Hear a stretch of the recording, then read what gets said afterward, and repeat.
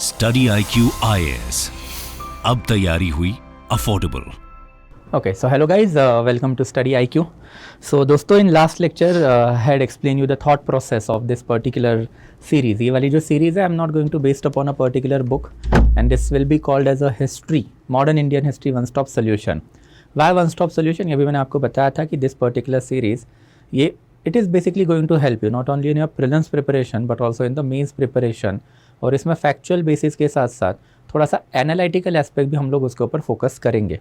And when I talk about analytical aspect, then analytical aspect में Hindu historiography का जो बढ़ता हुआ सिग्निफिकेंस है, नेशनलिस्ट हिस्टोरियोग्राफी का जो बढ़ता हुआ सिग्निफिकेंस है, उसी के ऊपर हम लोगों को ज़्यादा एम्फोसिस करके पढ़ना है.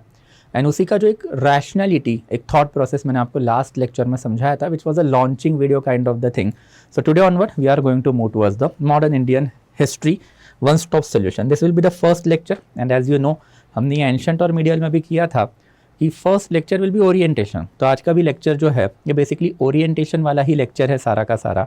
ओरिएंटेशन मतलब एक ओवरव्यू लेना है. पहले तो हम लोग को समझना पड़ेगा ना कि what are the broad contours, what are the broad horizon of the entire modern Indian history. वरना फिर प्रॉब्लम क्या होता है, आप एक पर्टिकुलर टॉपिक पकड़ के उसमें इन डिटेल घुस जाते हो, इतनी इन डिटेल घुस जाते हो कि फिर हिस्ट्री से नफरत हो जाती है. I can give a certain example also. अगर आप PYQ देखोगे तो PYQ में मराठा सिविल वॉर जो है उसके ऊपर कभी सवाल ही नहीं आए हैं. तो भी बच्चों को एक वो क्यूरियोसिटी होती है और वो अननेसेसरी रट्टा मारना रहता है कि जो मराठाज में सिविल वॉर चला precisely after the death of the Madhavrao Peshwa in 1772. तो उसके बाद में फिर रघुनाथ राव कौन थे भाई, माधवराव कौन थे, what are exactly the people who were there. And वैसे मुझे एक अननेसेसरी ट्रेंड ये बेसिकली हर एक डायनेस्टी में दिखाई देता है कि कितना इन डिटेल घुसोगे उसकी भी तो यार कोई लिमिट होती है. अननेसेसरी बर्डन लोगे तो यूपीएससी में ना मार्क्स आएंगे, एंड आफ्टर हिस्ट्री से एक नफरत तो होगी. तो वो चीज़ हम लोग को करनी नहीं है. तो पहले ब्रॉड कॉन्टोर्स समझेंगे हिस्ट्री, मॉडर्न इंडियन हिस्ट्री के प्रिसाइजली, जैसे हमने एंशंट के भी देखे थे और मीडियल के भी देखे थे, ताकि दिमाग में हमेशा एक चीज़ घूमती रहनी चाहिए कि एग्जैक्टली कौन सा एरिया ज़्यादा सिग्निफिकेंट है, कौन सा एरिया ज़्यादा सिग्निफिकेंट नहीं है. और ये एनालिसिस भी थोड़ी हिंदू हिस्टोरियोग्राफर के थ्रू ही करेंगे, ताकि आपको पता चलेगा कि what exactly UPSC is thinking. UPSC एक पर्टिकुलर सेक्शन से सवाल क्यों नहीं डाल रहा है एंड पर्टिकुलर सेक्शन से सवाल क्यों आ रहे हैं. तो ये वाली चीज़ें जो आज वही हम लोगों को देखनी है. तो let's move on to that aspect. Will just wrap it up in 1 hour. Okay, इसके बाद मैंने as I told you in yesterday session कि 1 घंटे का टाइम लिमिट ही लगाएंगे डेली बेसिस पर. I do not want to that cross that time limit. और एक 70 to 80 लेक्चर्स में I am going to wrap up this particular series. तो let's move one by one. Now talking of modern Indian history, यानी modern Indian history का जो एक rational basis है, ये हम लोगों ने एंशंट और मीडियल के ओरिएंटेशन में ही देखा था कि मॉडर्न इंडियन हिस्ट्री बहुत जगह पे आपको दिखाई देगी कि 1757 बैटल ऑफ प्लासी से ही चालू होती है. But according to Marxist historiographer, modern Indian history exactly क्या है? तो मॉडर्न इंडियन हिस्ट्री मतलब इंडिया का पॉलिटिकल डिसइंटीग्रेशन है. याद कीजिए, we have already seen this aspect कि ancient India and medieval India को सेग्रीगेट करने के लिए रिलीजन बेसिस हिंदू हिस्टोरियोग्राफर ने दिया था, नेशनलिस्ट हिस्टोरियोग्राफर ने दिया था कि भाई देखो हिंदू डायनेस्टीज़ ख़त्म हो रही है, इस्लामिक डायनेस्टीज़ आ चुकी है, तो दैट्स द एंशंट ख़त्म, मीडिएवल चालू. बट वो वाला नोशन अब टोटली ब्रेक डाउन करके उसके जगह नया नोशन घुसाने का काम जो है वो मार्क्सिस्ट हिस्टोरियन ने किया था कि it was India's political disintegration, जो हम लोग को हर्षवर्धन के बाद दिखाई देता है. तो हर्षवर्धन के बाद इंडिया का एक पॉलिटिकल डिसइंटीग्रेशन हुआ. इंडिया के मल्टीपल पॉलिटिकल यूनिट्स जो है अलग होने चालू हो गए. जैसे नॉर्थ इंडिया में Gurjara Pratihara, and thereafter Pala के बाद में सेना आई, एंड देयर आफ्टर फिर Gurjara Pratihara got break down into Tomar, Chandelas, पारमार, अनहिला, Solanki's of अनहिलवारा, Chandelas etcetera. वैसे ही साउथ इंडिया में एक ज़माने में चालुक्यास का राज हुआ करता था, पल्लवा का राज हुआ करता था. ये जो चालुक्यास जो है they got broken down into Rashtrakuta dynasty. Rashtrakuta got further broken down into Eastern Chalukyas of Kalyani, Western Chalukyas of Vengi. Thereafter, Eastern Chalukyas of Vengi, Western Chalukyas of Kalyani. फिर होयसला डायनेस्टी है, and thereafter काकतीयाज of Warangal है. वैसे फिर south में Pallav dynasty जो है it got broken down first into chhola, and छोलास के बाद में फिर छोलास, पांड्याज एंड चेराज, ये हम लोग को यहाँ पे दिखाई देते हैं. तो जो पॉलिटिकल डिसइंटीग्रेशन अल्टीमेटली इंटीग्रेट करने का काम औरंगजेब ने किया था. And that's why 1707 is a very crucial date. It was the death year of the Aurangzeb. And Aurangzeb जैसे ही मरा, then obviously इंडिया का जो पॉलिटिकल इंटीग्रेशन हो चुका था. याद कीजिए again, what was the political territory of Aurangzeb? Hindu Kush mountain ranges, that is Munjavant से लेके हिमालयाज, दैट इज हिमवंत से लेके कावेरी रिवर.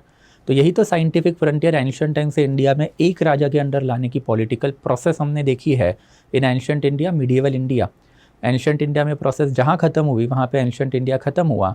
मीडिएवल इंडिया में वापस से इंडिया को इंटीग्रेशन लाने का काम जो है वो चालू हुआ एंड इंटीग्रेशन खत्म हुआ 1707 में। तो एक मुकम्मल हिंदुस्तान औरंगज़ेब के अंडर आ चुका था। ऑब्वियसली उसमें बहुत सारी एट्रॉसिटीज़ थी, उसमें बहुत सारे गंदे पॉलिटिक्स जो है वो भी थे, but ultimately the political purpose was satisfied, that is मुकम्मल हिंदुस्तान या फिर अखंड भारत या फिर pan Indian empire. And obviously फिर औरंगज़ेब के मरने के बाद टिल 1857 ये वाला जो पीरियड है इसको आप बोलोगे लेटर मुगल्स। ये लेटर मुगल मतलब औरंगज़ेब के जाने के बाद लेटर मुगल्स ने कुछ गलतियाँ की, और ऐसा नहीं था कि ये लेटर मुगल्स की गलतियाँ थी, ये गलतियाँ जो है औरंगज़ेब के टाइम पीरियड ऑनवर्ड ही हमको दिखाई दी है। औरंगज़ेब के टाइम पीरियड में अग्रेरियन क्राइसिस, जागीरदारी क्राइसिस, इकोनॉमिकल क्राइसिस एम्पायर में आया and even Aurangzeb was aware of it कि गड़बड़ तो भाई हुई है। And that's why ultimately we can see कि औरंगज़ेब के टाइम पीरियड ऑनवर्ड इंडिया का एक पॉलिटिकल डिसइंटीग्रेशन हमको दिखाई देता है। इसी टाइम पीरियड में यूरोपियंस इंडिया आए थे, फॉल ऑफ मुगल्स हुआ, देर आफ्टर फिर सक्सेसर एंड रिबेल स्टेट आए एंड देर आफ्टर फिर emergence of east India company and revolt of 1857। इसको थोड़ा सा इन डिटेल थोड़े टाइम में देखेंगे, बट 1857 के बाद जो है बेसिकली इंडिया में now new government was there, that new government was of the British government. And ये ब्रिटिश गवर्नमेंट में हम लोगों को दो पीरियड रफली दिखाई देते हैं, एक तो pre Gandhian phase and after arrival of the Gandhian phase. तो दैट्स एक नेशनलिज्म वाला फेज हमको दिखाई देता है एंड देर आफ्टर गांधी वाला फेज दिखाई देता है। नेशनलिज्म की अगर बात करें तो नेशनलिज्म में हम लोगों को बेसिकली ये जो इम्पॉर्टेंट टॉपिक है that is development of nationalism in our country, mass politics, इससे एसोसिएटेड टॉपिक। एंड वैसे गांधीयन फेस में हम लोगों को सारे के सारे गांधीयन मूवमेंट जो है वो कवर करने हैं ना। जो तीन रफ कैटेगराइजेशन है, पहले इसको ओवरऑल देखेंगे and thereafter will enter into in detail. Overall in the sense that later Mughal जो है ये period of India's political disintegration and disintegration के साथ साथ जो है बेसिकली इंडिया के रीइंटीग्रेशन का पीरियड माना जाता है। डिसइंटीग्रेशन एंड रीइंटीग्रेशन मतलब क्या, मुगलों के बाद में successor state and rebel state जो है उन्होंने अपने अपने एरिया अलग निकाल लिए। ईस्ट इंडिया कंपनी आई और ईस्ट इंडिया कंपनी ने ये सारा एरिया है जो वापस से अपने अंडर ला दिया। गुड थिंग, अच्छी चीज़ हुई। ये एक पॉजिटिव साइड है किसकी, ब्रिटिश ईस्ट इंडिया कंपनी के रूल की। ऑब्वियसली नेगेटिव साइड बथेरी है, उसके ऊपर भी बात करेंगे। बट अब यहाँ से अगर आप देखोगे तो ये वाले जो पीरियड है यहाँ पे 2014 ऑनवर्ड यूपीएससी ने एक भी सवाल जो है वो नहीं पूछा है। क्यों नहीं पूछा है? हिंदू हिस्टोरियोग्राफी अगेन, जिसका आजकल हम लोगों को जिक्र बहुत ज़्यादा दिखाई देता है। And as per Hindu हिस्टोरियोग्राफर India जो है वो हमेशा से एक पॉलिटिकल एंटिटी रहा है। इंडिया के कभी टुकड़े पड़े ही नहीं हैं। बट ऑब्वियसली हम लोगों को यहाँ पे दिखाई देता है कि अगर मराठास की बात करें तो मराठास के लिए अपना स्वराज इंपॉर्टेंट था। Marathas were fighting for Hindavi Swaraj, not for India. Maharaja Ranjit Singh he was fighting for Khalistan, separate land of Khalsa people. 1809 में महाराजा रणजीत सिंह ने ट्रीटी ऑफ अमृतसर साइन करके रखी थी, जिससे Sutlej became scientific frontier in between British East India company's Indian empire and Maharaja Ranjit Singh Punjab empire. तो ये वाली चीज़ तो हिंदू हिस्टोरियोग्राफर आपको नहीं पढ़ाना चाहेगा एंड दैट्स व्हाई यूपीएससी ने यहाँ से सवाल जो है पूछने बंद कर दिए हैं। यहाँ पे सवाल आपको दिखेंगे ही नहीं। 2014-15 में लास्ट टाइम यहाँ से सवाल आए थे एंड ये वाले पीरियड में आजकल यूपीएससी तो बिल्कुल भी सवाल नहीं पूछता है। एंड दैट्स व्हाई ये वाले पीरियड के ऊपर जो है लोवेस्ट पॉसिबल फोकस जो आपका होना चाहिए। Move on to the next aspect, nationalism. When we talk about nationalism, nationalism होता क्या है? Nationalism is nothing but a feeling for your country. और ये फीलिंग जो आप कोई मॉम के कोख से तो लेके नहीं आते, ये डेवलप की जाने वाली फीलिंग है। रिसेंटली आप देखोगे कि नॉर्थ ईस्टर्न इंडिया में जो प्रॉब्लम है उसको बेसिकली ब्लेम किया जाता है कि वहाँ के लोगों को नेशनलिज्म ही नहीं है। तो इसके वजह से भाई ये नेशनलिज्म नहीं है तो फिर ये लोग जो एंटी इंडिया की इंसर्जन जैसी एक्टिविटीज़ है वो करते हैं। वैसे ही नक्सलाइट लोगों में, टेररिस्ट लोगों में नेशनलिज्म नहीं है भाई, इसके लिए anti country, anti Indian element है ये। But you need to understand कि भाई ये नेशनलिज्म जो है वो डेवलप किया जाता है ना। एंड अगर ये नेशनलिज्म ठीक से अगर डेवलप नहीं किया गया तो फिर वो बंदा अपने आप को इंडियन, भारतीय क्यों बुलाएगा? आज आप या फिर मैं, वी हैव दैट नेशनलिज्म वाला feeling, we have that patriotism वाला फीलिंग। बाय द वे दोनों अलग अलग फीलिंग्स हैं, बट इन एनी केस ये सिस्टमैटिकली हमारे लिए डेवलप की है। एंड यही डेवलप करने का काम जो इनिशियल लेवल पे नेशनलिज्म के अंडर हुआ, जो इनिशियल लेवल पे सोशियो रिफॉर्म मूवमेंट माने जाते हैं। सोशियो रिफॉर्म मूवमेंट में वही तो सोशल रिफॉर्मर्स ने आके बताया कि भाई हिंदू रिलीजन में बहुत ज़्यादा जात पात है, बहुत ज़्यादा भेदभाव है, वुमन की पोजीशन, लोअर जाति लोअर वर्ण की पोजीशन डिटेरियोरेटेड है। तो हमको ये नहीं चाहिए, हम लोगों को इसको रिप्लेस करना है इक्वालिटी बेस्ड सोसाइटी से। एंड जब आप ये इक्वालिटी बेस्ड सोसाइटी की बात करोगे तब जाके इंडिया में फैला हुआ जो हिंदू रिलीजन जो है अब ये एक साथ आना चालू होगा।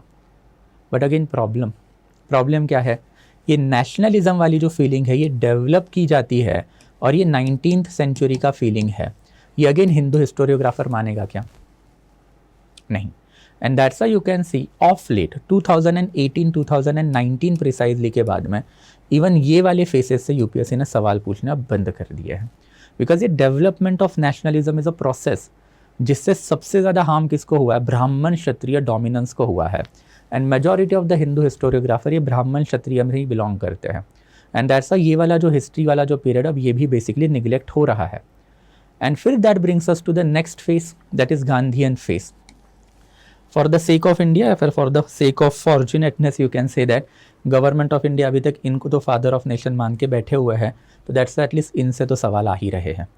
तो whatever the personal ideology of yours might be, Gandhi ji is a great person. ये क्यों ग्रेट पर्सन है मैं आपको एक रीज़न में बता भी सकता हूँ।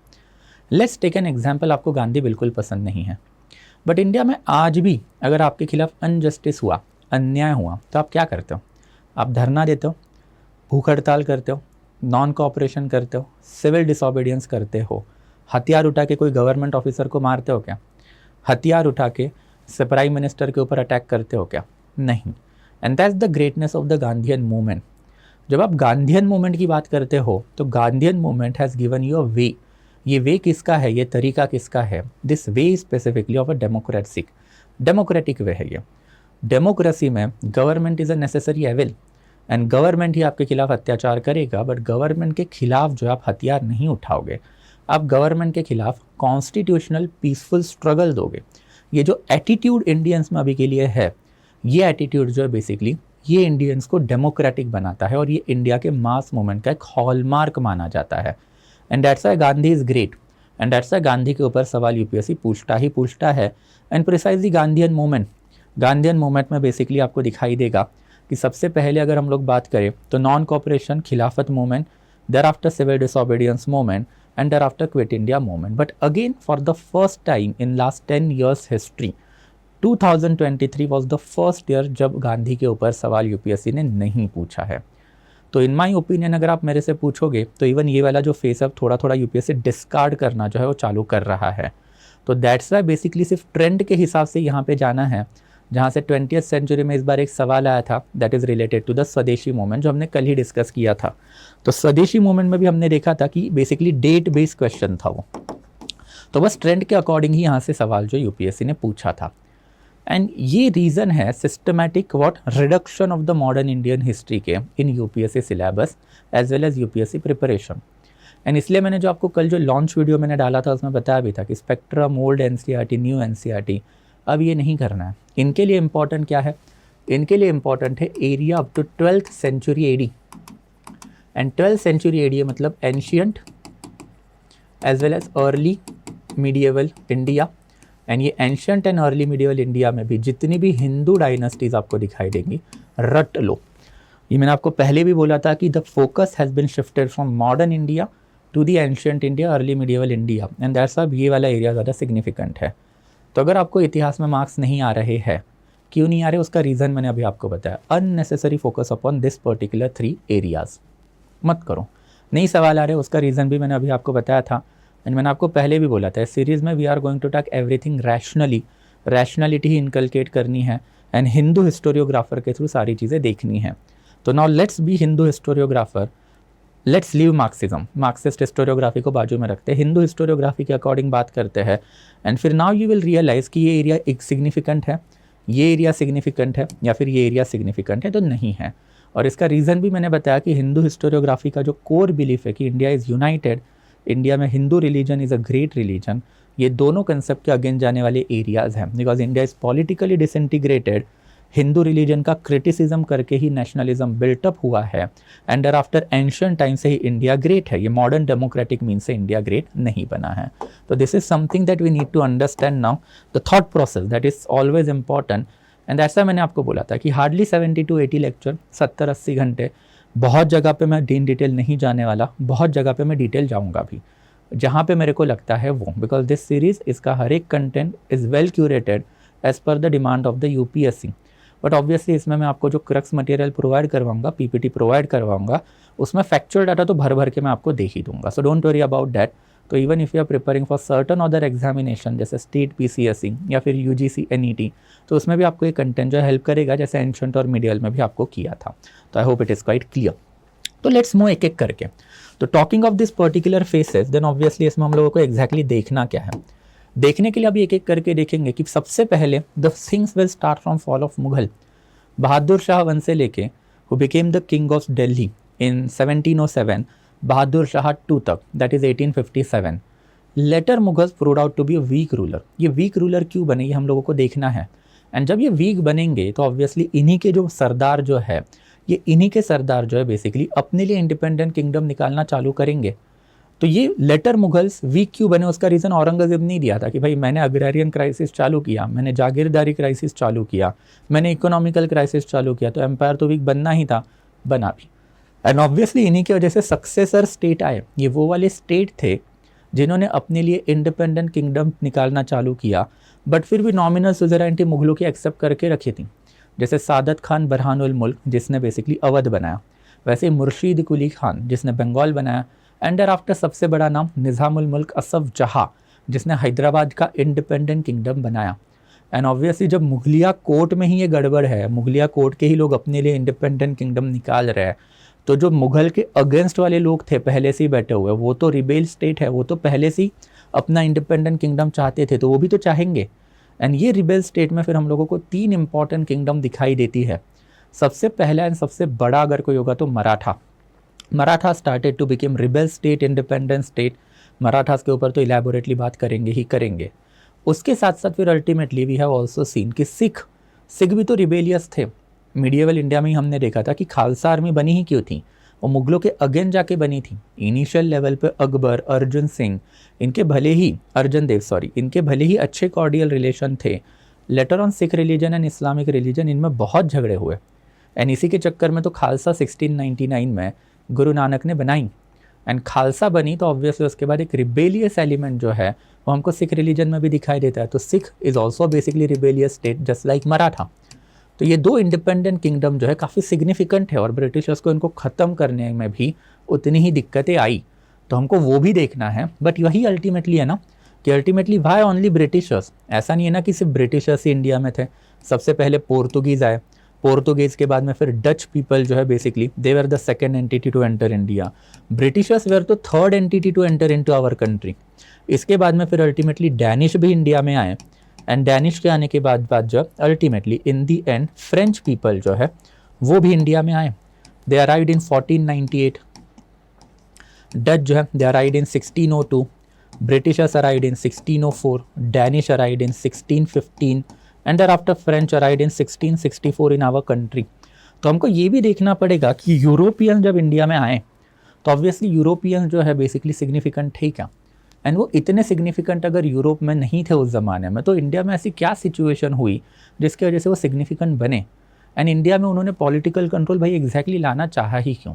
एक मिसनोमर आपने हमेशा इंडिया में सुना होगा, ये मिसनोमर इसके ऊपर भी लेटर ऑन बात करेंगे कि capitalist development in our country, कि 1707 में जब औरंगज़ेब मरा, India was controlling 23 to 27% of world GDP। ये वाला जो डाटा है ये आपको फीड किया जाता है किसके थ्रू, नेशनलिस्ट हिंदू हिस्टोरियोग्राफर के थ्रू। बट आपको ये कोई नहीं बताएगा कि ये सारा का सारा ट्रेड जो है बेसिकली यही लोग तो कंट्रोल कर रहे थे। ये इतना humongous amount of the trade India world GDP की जो बातें करता है, इंडिया में था उस ज़माने में कोई ट्रेडर। इंडिया के पास अपनी तो बोर्ड्स भी नहीं थी। इंडिया का जो बेसिकली कॉन्टैक्ट था सेंट्रल एशिया से वो टूट के अब 500-600 साल हो चुके थे। तो ये वाले एस्पेक्ट के ऊपर भी देखेंगे कि हिंदू हिस्टोरियोग्राफर ही हमेशा क्यों बोलते हैं। एंड आफ्टर मार्क्सिस्ट हिस्टोरियोग्राफर का इसका काउंटर क्या है, ये रैशनलिटी आप में होनी चाहिए। जस्ट बाय क्लेमिंग कि मुगलों के टाइम पे या फिर मीडिएवल एंशिएंट टाइम में 27% इंडिया जो है GDP बेसिकली लेके बैठा था, बट भाई उसका फ़ायदा क्यों नहीं हुआ ऑर्डिनरी इंडिया को। क्यों ऑर्डिनरी इंडियंस या फिर इंडिया जो अग्रेरियन कंट्री है, क्यों ऑर्डिनरी इंडियन जो उनके हाथ में पैसा नहीं है, बिकॉज ये 23 to 27% of the world GDP का एस्पेक्ट जो है वो इन्हीं की देन थी इंडिया में। ये लोग 1498 से इंडिया में आके बैठे हुए थे और इंडिया का माल जो यूरोप में जाके बेच रहे थे। इंडियन तो नहीं गया ना यूरोप का माल बेचने के लिए, यूरोप में माल बेचने के लिए। अगर इंडियन जाते तो ऑब्वियसली इनकी ज़रूरत ही नहीं पड़ती, क्यों आते फिर इंडिया में, समझ रहे हो। सिंपल है कि मतलब अगर इंडिया का माल यूरोप में मिल रहा है, इंडियंस लेके जाते, तो फिर वो लोग आते क्या इंडिया में, नहीं आते। तो ये वाले एस्पेक्ट भी हम लोग डेवलप करेंगे और इसको देखेंगे कि हिंदू हिस्टोरियोग्राफर का क्या कहना है भाई, मार्क्सिस्ट हिस्टोरियोग्राफर का क्या कहना है, और ये डिबेट जो है उसमें आप बेसिकली मैनिपुलेट कैसे होते हो। बट इन एनी केस हम लोग को ये वाली चीज़ें भी देखनी है। एंड अल्टीमेटली जितने भी यूरोपियंस इंडिया में आए उसमें ultimately emergence of the east India company, emergence of the east India company मतलब ऐसे क्या फैक्टर डेवलप्ड हुए और ऐसी क्या चीज़ें डेवलप्ड हुई जिसकी वजह से ईस्ट इंडिया कंपनी ये सारे के सारे कंपनीज़ में इंडिया में ग्रेट बनी। उसमें हम देखेंगे कि पोर्तुगीज़ की ब्लू वाटर पॉलिसी इसके लिए कैसे रिस्पॉन्सिबल थी। फ्रांस में बेसिकली इसी पीरियड ऑफ टाइम में बर्बन डायनेस्टी का रूल था, लुई 14, लुई 15, लुई 16, उनका रोल क्या रहा है। फिर हम देखेंगे कि डैनिश पीपल जो उनको सर्वाइवल क्राइसिस इस पीरियड में क्यों आया, because of the development of nationalism in Europe. और हमको ये भी देखना पड़ेगा कि अल्टीमेटली जो डच पीपल जो थे वो इंडिया में इंटरेस्टेड नहीं थे, वो इंडोनेशिया में इंटरेस्टेड थे। तो वो क्यों भाई, and ultimately how the neglected land that is India, ये बेसिकली ब्रिटिशर्स के हाथ में पड़ा। ये लैंड में बाकी की फॉरेन कंपनीज इंटरेस्टेड नहीं थी उस ज़माने में। ये हमको समझना पड़ेगा जो मार्क्सिस्ट हिस्टोरियन का कहना है। अगर हिंदू हिस्टोरियोग्राफर का कहोगे तो नहीं भाई, इंडिया तो सोने की चिड़िया थी, तो सभी को इंडिया चाहिए था। बट अगर सभी को इंडिया चाहिए था तो क्यों आप सिर्फ और सिर्फ जो है ब्रिटिश वर्सेस फ्रांस ही पढ़ते हो। ब्रिटिश वर्सेस डेन्स हो सकता है, ब्रिटिश वर्सेस पोर्तुगीज़ हो सकता है, ब्रिटिश वर्सेस डच हो सकता है, ये आप क्यों नहीं पढ़ते। इसके रीज़न भी देखेंगे। दिस इज़ बेसिकली रैशनैलिटी जो मैंने आपको कल समझाई थी इन आवर लॉन्चिंग वीडियो कि I am going to be very much rational and very much straightforward in this series, ताकि आपको एनालिटिकल एस्पेक्ट थोड़े से मिले, जिससे आप बाय योर सेल्फ आप ये जो है सारा का सारा एनालिसिस जो कर पाओ कि Hindu historiography under after Marxist historiography ये लिखने की कला है, ये आर्ट है। फैक्ट को मैनिपुलेशन करना आपको आना चाहिए, और यही फैक्ट को मैनिपुलेशन हिंदू हिस्टोरियोग्राफर अपने तरीके से करता है, मार्क्सिस्ट हिस्टोरियोग्राफर अपने तरीके से करता है। तो ये चीज़ अभी मैंने आपको एग्जाम्पल के थ्रू समझाई।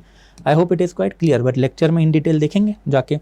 And ultimately everything boils down to the revolt of 1857 कि ईस्ट इंडिया कंपनी जब इंडिया में आके बैठेगी, इंडिया में आके बैठने के बाद जब वो basically western philosophy, western sciences, western education India में इंट्रोड्यूस करेगी, तो उसका एक इम्पैक्ट इंडिया पे होना ही चाहिए, और वो होगा भी। मैं आपको इसका एग्जाम्पल भी दे सकता हूँ कि रिवॉल्ट ऑफ 1857 के लिए आप कितना भी प्राउड क्यों ना फील करें, बट रिवॉल्ट ऑफ 1857 के टाइम पे ये हुआ कभी पता है आपको, मई 1857 प्रिसाइजली 10 मई 1857 को रिवॉल्ट जो है वो चालू हुआ। एंड इंडियन जब 10 मई 1857 को रिवॉल्ट कर रहे थे, इसी पीरियड में दैट इज़ जुलाई 1857 में इंडिया में पहली यूनिवर्सिटी जो है वो बनी, that is Calcutta university. By the time period of the December 1857 India में Bombay university as well as Madras university भी बनी। तो मार्क्सिस्ट हिस्टोरियोग्राफर का हमेशा से वही कहना है कि इफ़ यू आर सेइंग कि ब्रिटिश रूल बुरा था, ब्रिटिश लोगों ने अट्रॉसिटी की, तो आप इसका जवाब दीजिए ना कि इंडियन जब रिवॉल्ट कर रहे थे तब बेसिकली ब्रिटिशर्स क्या कर रहे थे, यूनिवर्सिटीज़ बांध रहे थे। और यही यूनिवर्सिटीज़ का आई एम क्वाइट श्योर आप ग्रेजुएट भी हो आज के टाइम पे। तो मार्क्सिस्ट हिस्टोरियोग्राफर का वही कहना है कि बेसिकली ग्लोरिफिकेशन ऑफ इंडियाज पास करना बंद करो, रैशनली इतिहास पढ़ो। हिंदू हिस्टोरियोग्राफर के जो फाउंडर ही है विनायक दामोदर सावरकर, उनका कहना था कि भाई ये सब चीज़ें बुरी है। एंड देयर आफ्टर जो रिवॉल्ट हुआ, it is a first war of Indian independence. तो अगेन क्या है, एनालिसिस, फैक्ट को कैसे आप मैनिपुलेट करके इसको बता रहे हो। तो मैंने आपको जो दो आर्ग्यूमेंट दिए, अब दोनों से कन्विंस हो सकते हो, बस बताना आना चाहिए। That is the beauty of writing the history. And ये रैशनैलिटी अभी हम लोग जो हमारी सीरीज़ है उसमें इनकलकेट करेंगे ही करेंगे। And I am going to do it in a very rough span of time of 80 to 90 hours, मतलब 70 से 80 lecture, not more than that. And उसमें अब हम सारी चीज़ें जो इलेबोरेटली देखनी ही हैं। बट ऑब्वियसली ये वाला वर्जन मार्क्सिज्म जो है या फिर मार्क्सिस्ट हिस्टोरियोग्राफी जो एक ज़माने में चलती थी, अब वो नहीं चलती, तो यहाँ से सवाल जो है वो नहीं आते। यूपीएससी में तो नहीं आते, बट अगर आप एसएससी की बात करोगे या फिर स्टेट पीसीएस की बात करोगे तो वहाँ पे एक सेम्बलेंस ऑफ क्रेडिबिलिटी जो है बेसिक एकेडमिशियन में अभी भी बची हुई है। वो अभी तक इतने हिंदू हिस्टोरियोग्राफर के मुंह में नहीं लगे हैं, तो वहाँ पे आते हैं। तो इसके लिए मैं फैक्ट एनालिसिस दोनों का एक ब्लेंड आपको दूंगा during the lecture series. Opinion आप आपकी अब बना लो, and after whatever that opinion that you want to subscribe, I am fine with it, not an issue. फिर होता है नेशनलिज्म। अब नेशनलिज्म की भी थोड़ी बहुत बात कर ली जाए भाई, इससे भी प्रॉब्लम है किसको, तो हिंदू हिस्टोरियोग्राफर को। बस हिंदू हिस्टोरियोग्राफर ये कभी मानता ही नहीं है कि इंडिया में नेशनलिज्म है ही नहीं। अगर आप एक हिंदू हिस्टोरियोग्राफर को जाके पूछोगे कि भाई नेशनलिज्म जो है 19th सेंचुरी में इंडिया में आया, उसके पहले भावना नहीं थी, जो आपको और हमें आजकल पता है, बायरला जी आपने बचपन से सुना होगा कि 19th सेंचुरी के पहले इंडिया सच था ही नहीं, मतलब नेशनलिज्म नहीं था। बट हिंदू हिस्टोरियोग्राफर का कहना है कि भाई हिंदू रिलीजन है ना, एंड हिंदू रिलीजन मतलब नेशनलिज्म, तो आपको ये भी समझना पड़ेगा कि व्हाट इज़ एग्जैक्टली नेशनलिज्म। तो जो मैंने आपको बताया था कि it is nothing but a feeling of oneness या फिर feeling of belongingness to the nation, ये 3 टाइप की होती है। 3 टाइप की फीलिंग होती है इन द सेंस दैट नेशनलिज्म जो है वो एक तो रिलीजियस बेस हो सकता है, नेशनलिज्म जो है वो रेशियल बेसिस पे भी हो सकता है, एंड देयर आफ्टर नेशनलिज्म जो है वो सेक्युलर भी हो सकता है। अब तीनों के बारे में थोड़ी बहुत बात करेंगे, ठीक है। तो let's go one by one. सबसे पहले रिलीजियस नेशनलिज्म की अगर मैं बात करूं तो ये चलता है यूरोप में, बिकॉज यूरोपियन कंट्रीज या फिर यूरोप में सारी कंट्री क्रिश्चियन है, and since all of them are Christian they have that belongingness of the country. तो इंग्लैंड भी क्रिश्चियन लोगों का है, फ्रेंच भी क्रिश्चियन लोगों का है, अमेरिका भी क्रिश्चियन लोगों का है। तो दैट्स है वो ऑटोमेटिकली एक नेशनलिज्म जो है वो रिलीजियस नेशनलिज्म वहाँ पे बिल्ड हो चुका है, कि जैसा आपको आज के टाइम पे इंडिया में भी दिखाई देता है, India is Hindu, India is Hindu ही तो है ना भाई, ऐसा पूछा भी जाता है, बताया भी जाता है, इंडिया को हिंदू राष्ट्र बना दो। तो ये होता है रिलीजियस नेशनलिज्म, एक लैंड एक रिलीजन, ये होता है रिलीजियस नेशनलिज्म। अब इसको सब्सक्राइब करने वाले कोई कोई लोग आपको इंडिया में दिखाई देंगे। एंड इंडिया में जो दूसरा बैंड चलता है वो है सेक्युलर नेशनलिज्म।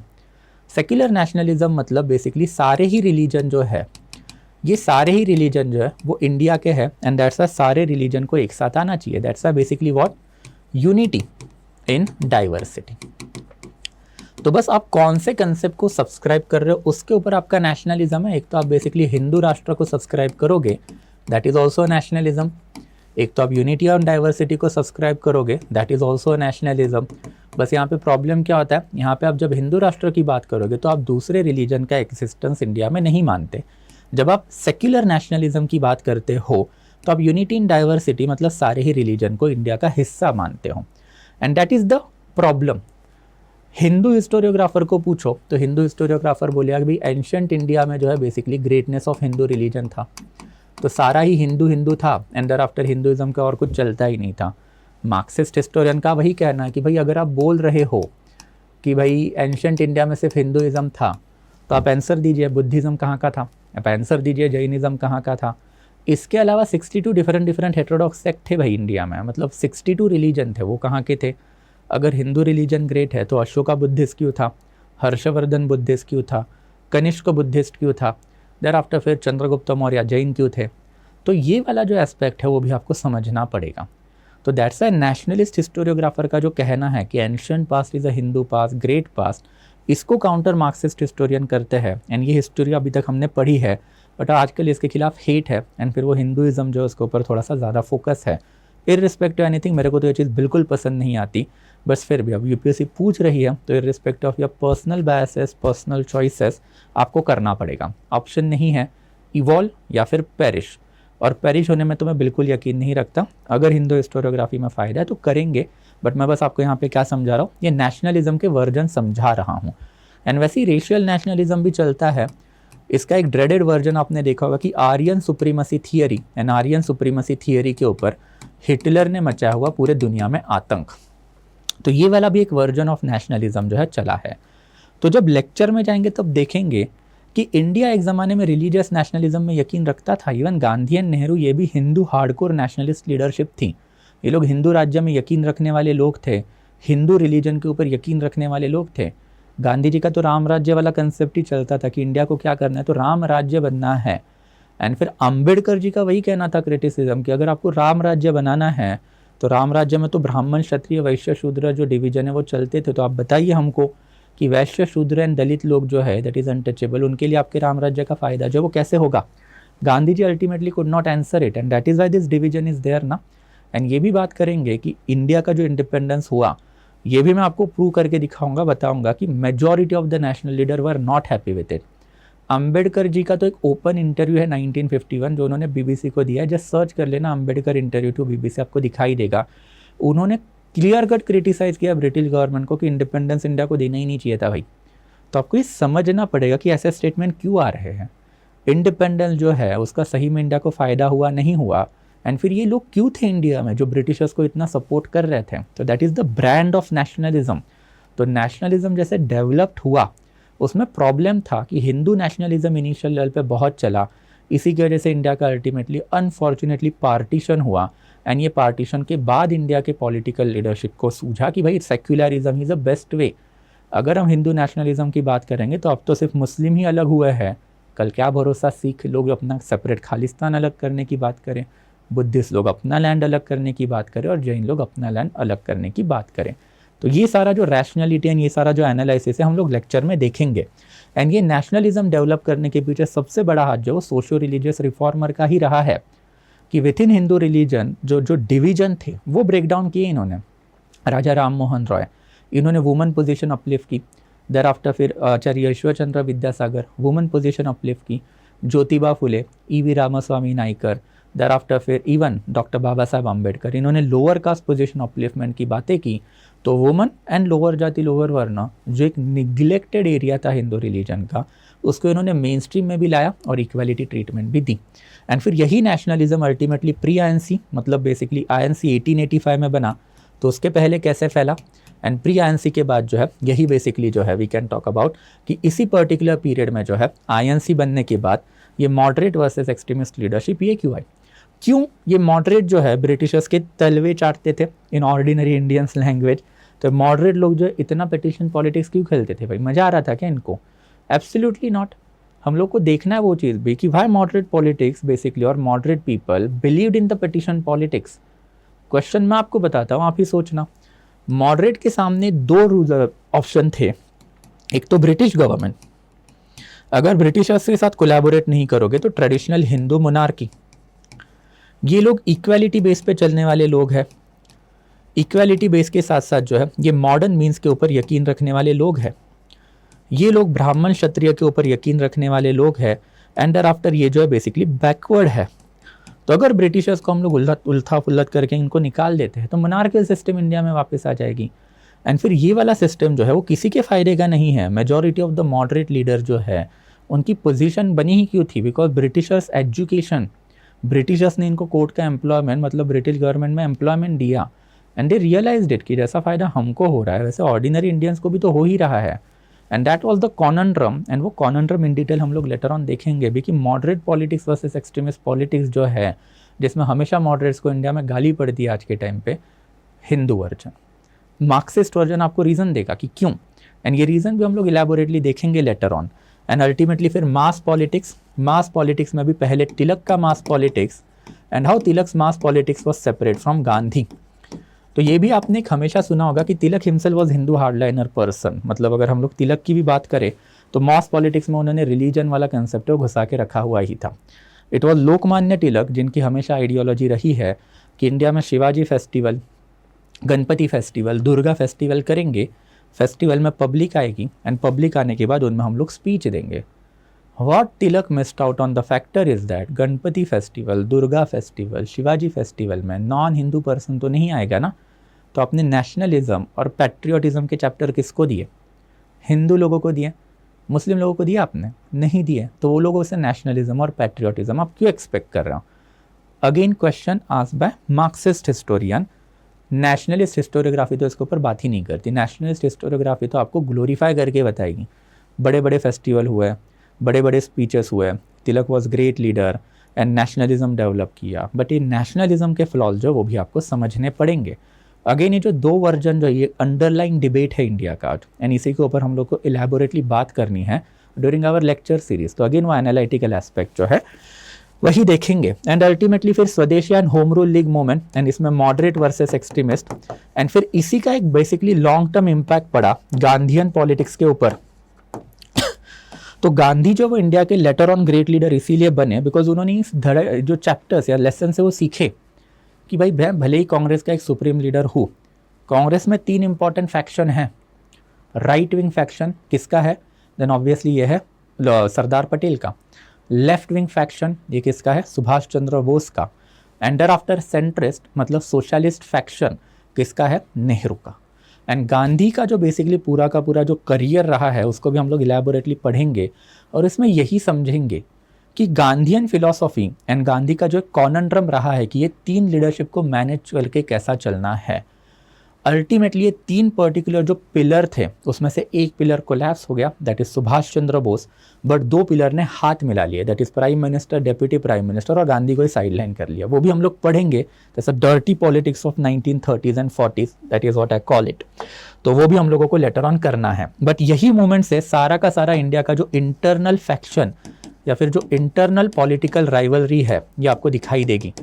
एंड ये इंटरनल पॉलिटिकल राइवलरी जो है उसका एक ह्यूज इम्पैक्ट जो इंडिया के पॉलिटिक्स के ऊपर हमेशा से ही पड़ा रहा है। We will corroborate it with the present day politics also, कि प्रिसाइज अगर आज आप मुंबई की कंडीशन देखोगे, महाराष्ट्र की कंडीशन देखोगे, आपको उसमें ये वाले जो एस्पेक्ट दिखाई देंगे। भाई आपको इनिशियल लेवल के 19th सेंचुरी के सोशल रिफॉर्मर एंड बड़े बड़े लीडर क्या है, आचार्य ईश्वर चंद्र विद्यासागर, देर आफ्टर फिर उनके पहले के Raja Ram Mohan Roy, even Swami Vivekananda, religious spiritual leader, and there after okay the political leadership. कौन थी political leadership? S N. Banerjee, Anand Mohan Bose, the significant level के लीडर। कौन है, कहाँ के? सारे के सारे बंगाल के। भाई ये बंगाल की जो पोजीशन थी ये इतनी सुपीरियर थी, एंड देर आफ्टर वो बॉम्बे की तरफ कैसे शिफ्ट हुई? Gandhi, Nehru, Gandhi, Mohammad Ali Jinnah, Lokmanya Tilak, and there after even we can talk about इनके पहले के Firoz Shah Mehta, Gopal Krishna Gokhale, M.G. Ranade, and there after even we can talk about is basically Dadabhai Naoroji, सारे बॉम्बे प्रोविंस। तो आपको समझना पड़ेगा कि नेशनलिज्म जब हम देखते हैं आपको साउथ इंडिया के नाम क्यों नहीं मिलते, हिंदी बेल्ट का नाम क्यों नहीं मिलता, देर आफ्टर सिख लैंड का नाम जो इनिशियल लेवल पे क्यों नहीं मिलता, एंड वाई ये नेशनलिज्म बंगाल में फैला, बंगाल से बॉम्बे में आया, एंड बॉम्बे में मराठी गुजराती लीडरशिप के जो पंगे हैं, it's one of the worst kind of the thing. इसका एक ह्यूज इम्पैक्ट जो इंडिया के ऊपर पड़ा है।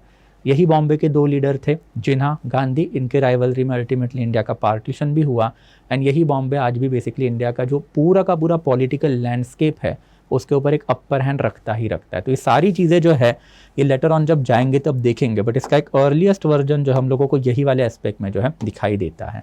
And that brings us to the final aspect, that is Mahatma Gandhi. अब इनके ऊपर जितनी बात करें उतनी कम है।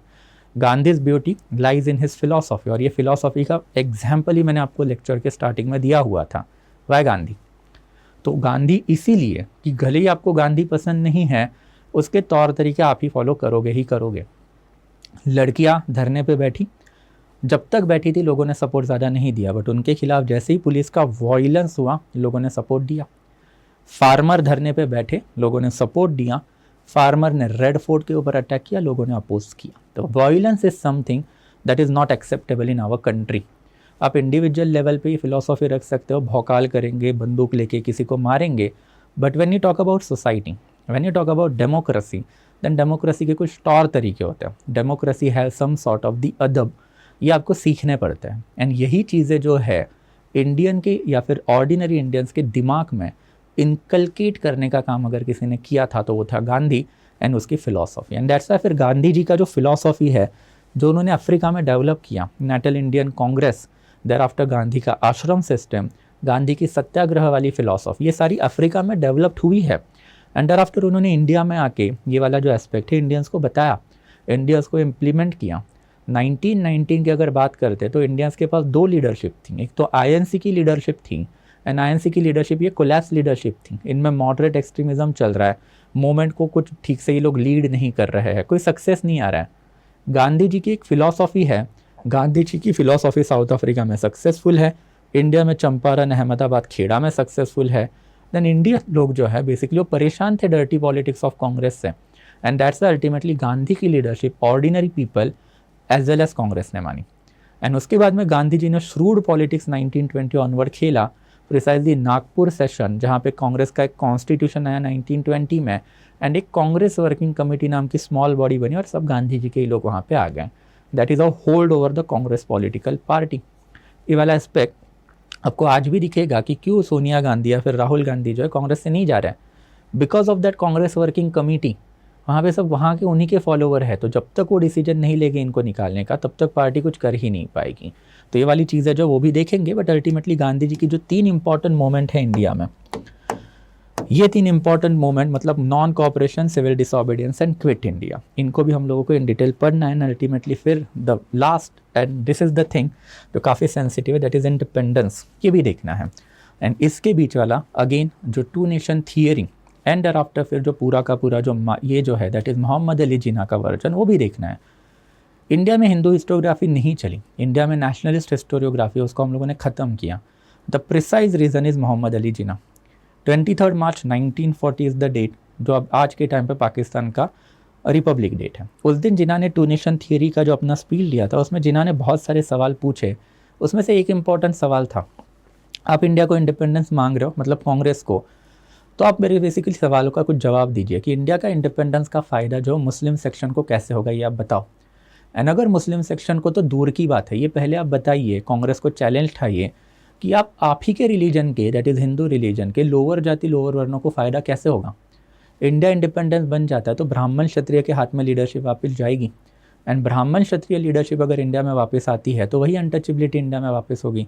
टेम्पल में कोई बेसिकली एंट्री जो है नहीं मिलेगी। कांग्रेस जिसकी लेटर ऑन बात भी करेंगे, जिन्होंने 1917, 1927, 1937 that is basically Lucknow pact, Nehru report and thereafter provincial election respectively, जिसमें बेसिकली मुस्लिम लीग को साथ लेने से बिल्कुल मना कर दिया था। क्यों? बिकॉज ब्राह्मण क्षत्रिय लीडरशिप है, ये जिन्हा का एलिगेशन था, ये ब्राह्मण क्षत्रिय लीडरशिप है, इसलिए आप मुस्लिम लोगों को साथ में नहीं लेना चाहते। तो अब बताइए ना भाई, इंडिया का इंडिपेंडेंस आपको क्यों चाहिए, किसको आप फ़ायदा करवाना चाहते हो? ये इंडिया के इंडिपेंडेंस का फ़ायदा ऑर्डिनरी लोगों को होगा या फिर अपर जाति अपर वर्ण बेस्ड लीडरशिप को होगा? And that was a critical question जिसको कांग्रेस ने उस टाइम पे लाफ आउट कर दिया। बट विद इन 7 ईयर ये क्वेश्चन का ह्यूज इम्पैक्ट जो इंडिया के ऊपर पड़ा, जिसमें मुस्लिम सेक्शन कांग्रेस से अलूफ तो हुई ही, डिप्रेस क्लासेस दलित सेक्शन भी कांग्रेस से अलूफ हुए। 2 बिग लीडर थे उस ज़माने में डिप्रेस क्लासेस के, एक पाकिस्तान चले गए Jogindar Nath Mandal who became the first law minister of Pakistan। And आज भी आपको पाकिस्तान में approximately 55 to 60 lakh Hindu population दिखती है। And unfortunately majority of them are lower जाति लोअर वर्ण। एंड डर आफ्टर फिर आपको इंडिया में बेसिकली अंबेडकर जी की जो पोजीशन जो है, 1-2 मिनट, वो सिग्निफिकेंट दिखाई देती है। क्यों दिखाई देती है? बिकॉज यही अंबेडकर जी की जो पोजीशन जो है वो सिग्निफिकेंट बनाई गई है via Congress. Even Ambedkar ji was aware of it and that's why फिर अंबेडकर जी को कांग्रेस में लाना, उनसे कॉन्स्टिट्यूशन बनवाने के काम हुए ताकि डिप्रेस क्लासेस जो है या फिर जो मेजॉरिटी लोअर जाति लोअर रंग वर्ण लीडरशिप जो है वो इंडिया में रही। तो ये सारे जो एस्पेक्ट जो है हम लोगों को दोनों एस्पेक्ट से देखने। जो स्टोरी मैंने अभी आपको बताई जिन्हा, this was the Marxist version. But अगर आप हिंदू हिस्टोरियोग्राफी पे जाते हो तो हिंदू हिस्टोग्राफी इसकी थोड़ी सी बातें जो करती ही नहीं है, इसके ऊपर ज़्यादा फोकस करती ही नहीं है। एंड दैट्स वाई फिर ये सारे ही सेक्शन जो है दैट इज़ बेसिकली गांधी हो सकता है या फिर इवन नेशनलिज्म वाला सेक्शन हो सकता है या फिर इवन लेटर मुगल वाला सेक्शन हो सकता है, ये हमेशा से निगलेक्टेड सेक्शन रहे हैं as far as Hindu historiography. And जब इनका प्रभाव बढ़ता है तो ऑब्वियसली ये सारी चीज़ें जो है निगलेक्ट होती है और यहाँ से सवाल फिर यूपीएससी नहीं पूछेगा। तो that is something for you. अब यही वाली चीज़ें जो है इन डिटेल जाएंगे, बट कोई कंट्रोवर्सी इसमें नहीं चाहिए। मैंने आपको जो सवाल पूछे या फिर बताइए, मैंने नहीं पूछे, ये मार्क्सिस्ट एंड हिंदू हिस्टोरियोग्राफर का डिबेट है। एंड यही वाली चीज़ें समझने के लिए जब हम लेक्चर में अब इन डिटेल उतरेंगे एक एक करके, तो सवाल भी पूछेंगे और सवाल के जवाब जो Marxist historiographer as well as Hindu historiographer दोनों के नज़रिए से भी देखेंगे, ताकि आपको पता चलेगा कि इंडिया में अभी जो प्रॉब्लम है रिजर्वेशन क्यों है, हिंदू मुस्लिम के बीच में जो गल्फ है वो इतनी क्यों है। Because as a young mind आप में ये क्यूरियोसिटी रहेगी भाई इतने झगड़े क्यों है। There after we are also going to see कि गवर्नमेंट ऑफ इंडिया एक तरीके की हिस्ट्री जो है वही क्यों पढ़ानी चाहती है, दूसरी तरीके की हिस्ट्री जो है वो क्यों नहीं आ रही है। तो ये सारे सवालों के जवाब जो है, इसलिए मैंने आपको कल रैशनैलिटी या फिर जो रैशनैलिटी जो मेरी है ये पूरा मॉडर्न इंडिया लेने के पीछे वो समझाई। बट चलो again in order to move forward या फिर जाने से पहले, as you might be knowing we are launching the new batch of the history optional. अब ज़्यादा बात नहीं करेंगे because we are almost over with the time. तो new batch is getting launch. इसका थोड़ा सा बात जो मैंने आपको कल वाले लेक्चर में भी किया था, ऑब्वियसली कल वाले लेक्चर में वापस भी करेंगे। But this is something that we are going to launch from the 17th of July and we are going to cover up entire history optional holistically. I'm the faculty of the history optional over here and I have myself scored 300 plus marks in the history optional. And again marksheet मैंने आज भी लगा दिया, I usually do not put it। and मैंने आपको कल भी बताया था कि 2018 की ही मार्कशीट क्यों, बिकॉज इस टाइम पीरियड ऑनवर्ड यूपीएससी ने जो इंटर रिटर्न कैंडिडेट के मार्क्स जो है वो डिस्क्लोज करने चालू किए थे। तो if you want to have access to the full marksheet वो तो आपको वैसे भी यूपीएससी में मिल ही जाएगी, जस्ट नीड टू सर्च 2018 का मार्कशीट। एंड फिर new batch is getting launch guys on 17th of July and we are going to launch with the modern India only. Optional में तो हम बहुत इन डिटेल जाके modern Indian history पढ़ते हैं and optional is really fantastic. जब आप optional पढ़ोगे तब जाके ये सवाल जो मैंने अभी आपको पूछे उसका एनालिसिस आपको मिलेगा। And somewhere down the line even in our open series जो हर दिन अब 2 बजे चलेगी उसमें आपको इसी का नॉलेज जो है दूंगा। So that will be it my from my side guys. Again 17 जुलाई को new batch is getting launch, so if you are from the history optional background then feel free to reach out to me. And again जाने से पहले you'll get the access of this PPT to the Telegram channel of ours. So that will be it from my side guys. आज के लिए फिर रोक लेते हैं। We'll meet again then tomorrow same time 2 PM, यही वाला टाइम जब चलता रहेगा। ओके चलो guys, thank you so much. Okay, I'll be stopping the session. Study IQ IAS, अब तैयारी हुई अफोर्डेबल।